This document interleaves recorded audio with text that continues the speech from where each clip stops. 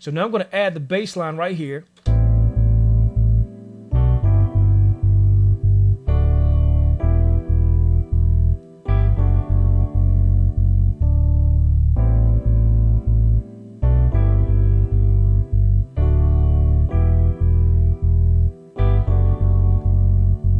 Now, so now you got an idea of how it's going to move with all those pieces in there. You got the bass line. The bass line is now setting you up. Now, the bass line is critical because the bass line, whatever that bass line is doing, kind of gives you an indication of what the beat is going to do, okay? As a drummer, I'm a drummer, you know, so as a drummer, I learned, especially playing in a live band, that bass guitar and my drums, when I'm playing with we were the closest out of the whole band. We had to be in terms of just everything musically, even our relationship. We were tight because that, you know, it shows when you play the music. If you gel with your bassist, your bass player, man, please, you always locked in. You're locked in as far as what you're doing.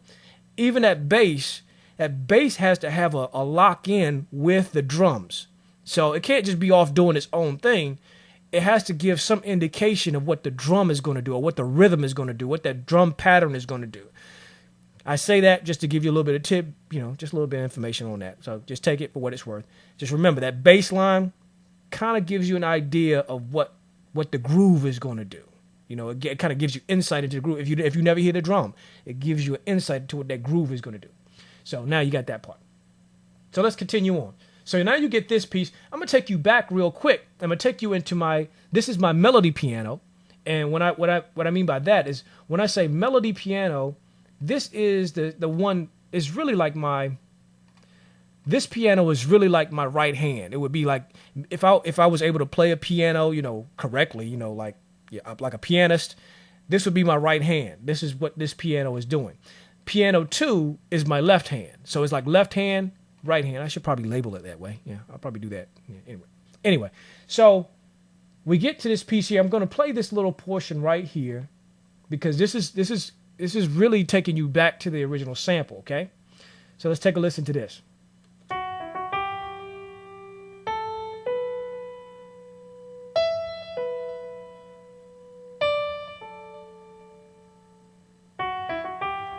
Okay, so you're like, okay, well, how is that taking me back to the original sample? Well, let's just take a listen to it with the sample. Let's take a listen and hear it.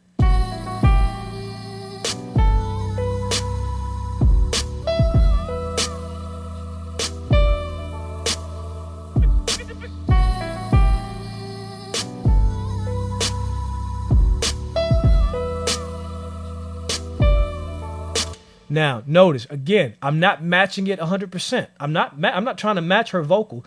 I'm just listening to where she's going. I'm listening and I'm hearing where she's going there. Again, listening to where she's going. And I'm just going to, you know, just kind of like play along with it to give an idea of, okay, this would be a tag.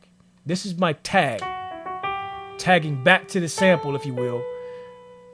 If the person doesn't know, see, the thing is, if the person doesn't really know the chords, if you don't know this song, if you don't even know the song that's being sampled, and you're sitting there like, man, that's pretty cool, I don't know the song. Well, if you don't know the song, then none of this really matters to you. It's almost like this doesn't really matter to you because you don't know what I'm talking about as far as the sample, except for you see me doing something technically. But, you know, as far as the music, you don't know what song it is. So you don't, there's another level or another layer of the musical understanding. I'm not trying to make it sound like you don't know what you're doing. That's not what I'm saying. I'm just saying that there's another layer, if you will, when a person knows the song and then they see what somebody or they hear what somebody has done with that original song. There's another layer of you know, it's like it draws them in even more.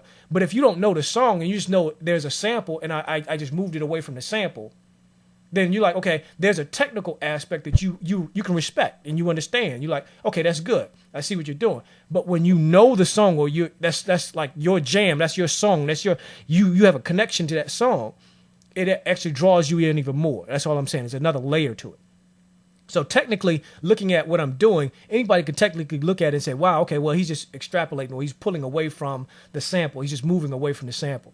But when you know what the sample is, and you know what the song is, then you're like, okay, you see how far or you see how close it is. You see what I'm saying? You can see how close or how far what it is that I'm doing is away from the sample and how much is added or how little is added. You can see how complicated or how complex it is or how simple it is based off of knowing, that type of thing. Anyway, enough sidebar.